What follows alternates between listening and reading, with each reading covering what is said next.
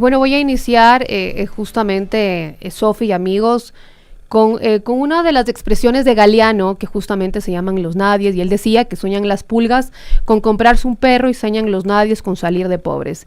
Que algún mágico día llueva de pronto la buena suerte, que llueva a cántaros la buena suerte, pero la buena suerte no llueva ayer, ni hoy, ni mañana, ni nunca. Ni en lloviznita cae el cielo la buena suerte, por mucho que los nadies le llamen, y aunque les pique la mano izquierda o se levanten con el pie derecho, o empiecen el año cambiando de escoba. Y justamente lo traigo a colación porque es parte de lo que se ha trasladado a nuestra realidad, que cada vez es más amarga, Sofi y amigos. Recientemente lo hablábamos, pero vale la pena también traerlo a la realidad, porque estos análisis merecen también ser atendidos. A veces con nuestra distancias de la realidad no podemos traer esto. Yo traje algunas fotografías y voy a hablar sobre que una mujer trans privada de libertad, parte del traslado masivo de la Tacunga a la penitenciaría, está herida y no recibe hasta hoy atención médica. La crisis carcelaria evidencia cada día la convulsión que se tiene en la sociedad ecuatoriana. Uno de los reclamos que ha venido existiendo por parte de las organizaciones de derechos humanos ha sido, entre tantas críticas, el poco interés que tienen las autoridades para garantizar los derechos de las personas trans en el país. Y en medio de las masacres y dentro de las cárceles, se ha denunciado que una mujer trans llamada Mónica fue trasladada herida a la cárcel de Cotopaxi, a la regional número 8 del Guayas. ¿Qué ha denunciado la fundación? Bueno, una fundación que también ha dado el cuerpo para poder contar lo que esté ocurriendo, es justamente que los trabajadores de los defensores de derechos humanos, también recientemente agredidos, gaseados e intimidados en las afueras de las cárceles, junto a las familias de las personas privadas de la libertad, son clave ahora en medio de tanta violencia. Fundación Dignidad ha visibilizado que Mónica tiene implantes de biopolímeros en los glúteos. El disparo que recibió ha generado derrames de líquido de los implantes. Esta grave situación, así como lo escuchamos, tan dolorosa, puede provocar que el cuadro de Mónica termine en una inflamación, irregularidades en la piel, necrosis y hasta la muerte. Y no es el único caso, además. Y aquí es propicio, además, también repetir que no necesitamos edificios con enfoque de género, que además estaría decirlo, que no existe en nuestra realidad, no debería existir. Se necesita que las autoridades entiendan cómo el país debe aprender a lidiar con la violencia machista y actuar bajo una visión de género.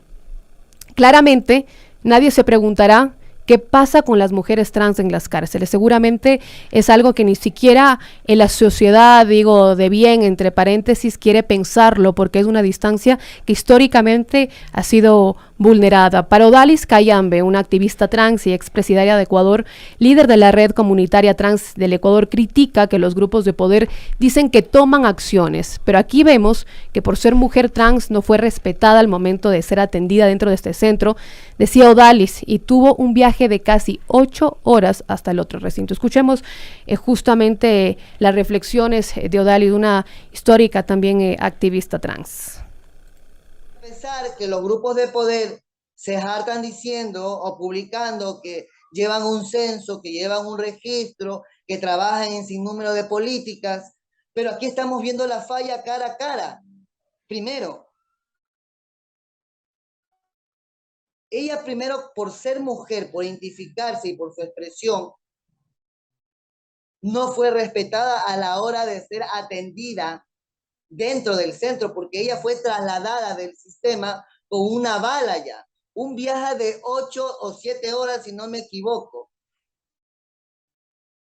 siendo parte del castigo. Violencia que es practicada desde lo ejecutivo, por la mala práctica del sistema carcelario, por a la falta de un censo real, de un indicador de cómo vivimos dentro, cómo estamos o dónde estamos dentro del centro carcelario. Y como siempre ha pasado y siempre va a pasar, vamos a vivir y vamos a seguir siendo criminalizada, porque no sé si usted pudo leer el caso de ella, a lo cual, si ella estuvo en mediana, fue por un encabezado, no más por un delito, porque hasta la sentencia es mínima, no para ir a mediana seguridad. Pero por el encabezado, por la criminalización que existe en nosotras, fue una etapa que no le correspondía. y no debía estar. Y sin ninguna garantía, porque si hablamos de normas, existen las normas a lo cual se debe precautelar de las mujeres con un trato prioritario. Las mujeres también LGBTI, a las personas privadas LGBTI, les dio un trato prioritario. Y cuidar y precautelar la vida de ellas como mujeres. Pero nada de esto se evidencia y no se está evidenciando. Desde el trazo.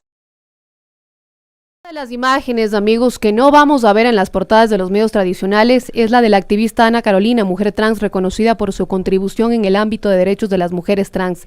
Falleció el miércoles 5 de octubre a las 4 de la madrugada. La activista es la segunda integrante de la nueva Cochinelli. Ana Carolina murió sin ver una respuesta del Estado frente a los atropellos que sufrieron las mujeres trans en la década de los 80 a los 2000, especialmente por el gobierno de León Febres Cordero.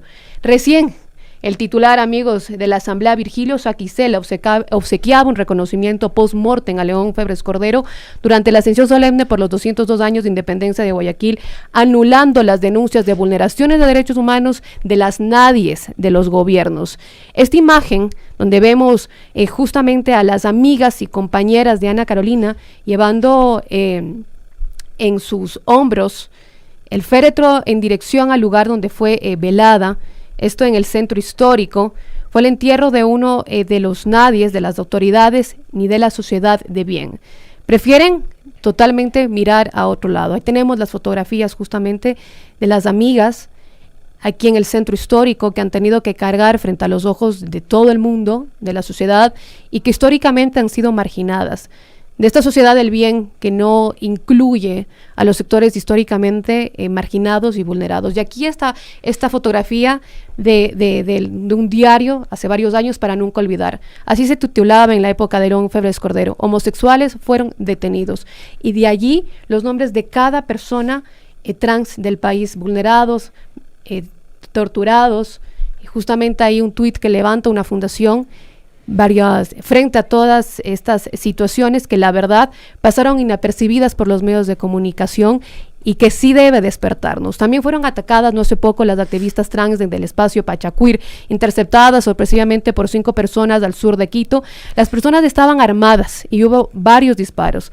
Una de ellas, gran amiga también conocida como la Coca Rodríguez, fue herida gravemente por un impacto de bala a la altura del estómago que perforó varios órganos. La Coca fue operada de emergencia y se encuentra hospitalizada con un pronóstico reservado en el área de cirugía general.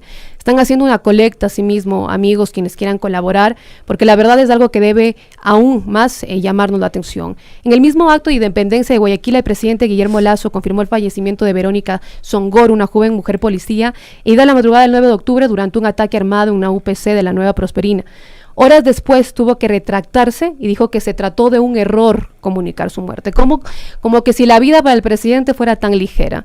Como es de costumbre, en este gobierno no faltó el comunicado de la Policía Nacional confirmando el grave estado de salud de Verónica y condenando el hecho que entendemos una vez más pudo ser evitado. No faltó el ministro del Interior, Juan Zapata, quien aseguró que a las autoridades del gobierno la delincuencia no les atemoriza. Los héroes que exponen su integridad para enfrentar el crimen organizado cuentan con nosotros. Estaremos siempre, encontraremos a los responsables del ataque a la UPC Nueva Prosperina, decía en ese momento el ministro del Interior. A ustedes, autoridades, podrá no atemorizarlos la delincuencia, pero a las personas que salimos a trabajar todos los días, que nos despertamos deseando que toda la familia regrese con vida al hogar, que no les roben, que no nos violen ni que nos maten, a nosotras sí nos atemoriza la delincuencia y también nos atemoriza tener autoridades que responden primero a las organizaciones de derechos humanos, a los defensores de derechos y que intimidan a mujeres feministas después de una marcha. Verónica pudo haber sido cuidada y protegida por la institución que está obligada a garantizarnos nuestra seguridad,